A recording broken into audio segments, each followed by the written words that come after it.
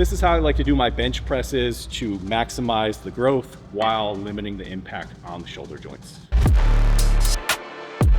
Here are 2 tips I use to target muscle growth for the flat bench press. One major key here with the form is dropping the elbows down. A lot of people do their bench presses, they bring their elbows all the way up.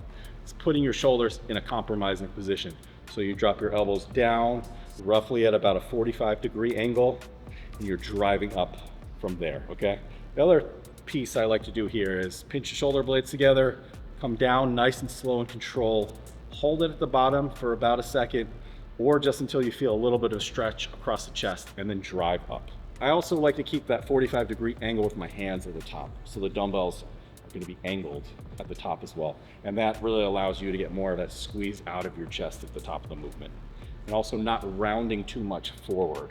Keeping your chest up, your shoulder blades back is going to allow you to get more activation out of your chest. A lot of times when you see people have pec tears, it's because they're bench pressing with their elbows up too high. So again, drop the elbows down. It's going to put the shoulders in a much more natural position to then press the movement effectively and limit that impact on the shoulders. Now, as far as body positioning is concerned with the bench press for gaining muscle, what I like to do is make sure I'm really anchoring my feet into the ground. I do engage the glutes. I don't over excessively arch though, like a power lifter would do, or someone who's trying to lift max weight, because that's not the goal here. The goal is getting maximal activation out of the chest. So I find that just by anchoring, contracting the glutes, keeping that base of support allows me to get more activation out of the chest. And activation is key for growth. You want all those muscle fibers firing properly so you can get the most out of the movement.